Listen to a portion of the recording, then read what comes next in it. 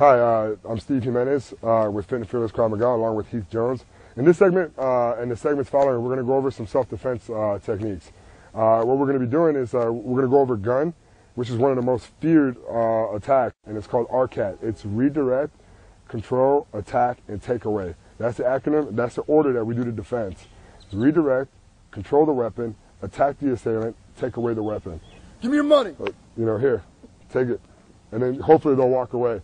But in some situations, maybe that's not the case. Now here, I don't have any problem giving up my wallet. Here, here's my wallet, take it. Here's my watch, take it. Here's my phone, go ahead and take it. I don't want any problems from you. And then they walk away, they leave. And that's good. You're better off trying to leave, or trying to end the situation that way, than just, automatically going into a gun defense. Because you don't know, the person may not just, may not want to hurt you, they just want something from you. They could be desperate, okay? So from here, the hands are, the weapon is up. Here, now, let's just say that the attack is imminent. Regardless, I've already given him everything that I can give him, and the weapon is still in my face. Now, from here, I know I have to make a defense. I got nothing left to give them but my life, and I'm not about to do that. So from here, your hands never go up. When the assailant tells you to put your hands up, put your hands up. That's the last thing you want to do, is put your hands up. Because now, the reason why is because when it comes to weapons, you want to make the least detectable movement. And the least detectable movement in this situation here would be this. If my hands were here and he saw my hands moving towards the weapon, he would be able to see it, and he would be able to recognize it and be able to pull the trigger immediately. All right, so from here, his hands are up here. Now, just assume he tells me to get my hands up. Put your hands up. Now, that's the time to act. All right, because he's already assuming, he already knows, he's expecting you to move your hands.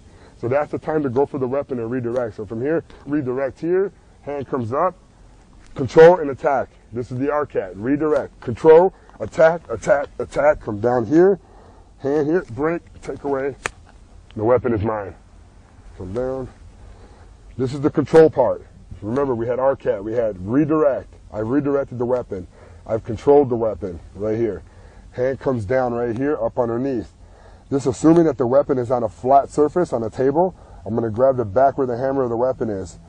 What I'm going to do is I'm going to rotate the top part of this weapon here, this part, and I'm going to put it flat on the other side on the table, all the way over. If this finger is inside the trigger, when we train, we do not allow our trainers or our trainers to put their fingers in the trigger, because this technique actually breaks the index finger, the trigger finger.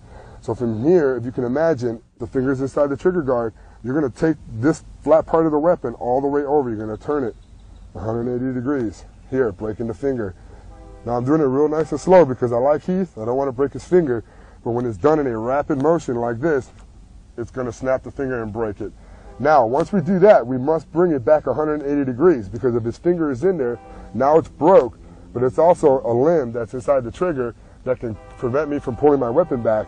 So if I leave it here to pull it back, it's going to be snagged. I don't want to do that. So I want to bring it here so it makes it clean, escape back out here to my body.